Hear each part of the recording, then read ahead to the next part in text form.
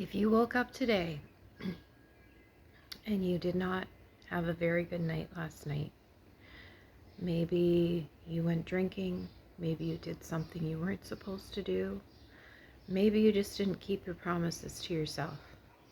I want you to close your eyes and I want you to envision a big red button. Remember the Staples commercial?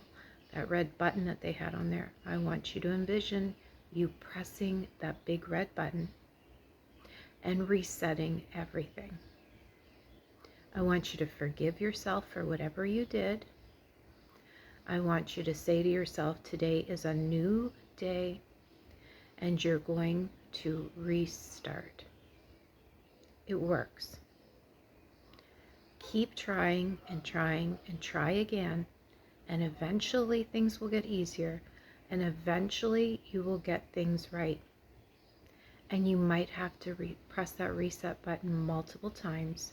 You might even have to press that reset button every day, but that is okay as long as you keep pressing the reset button and starting over again and letting yourself do so. Take care of yourself. Have a great day.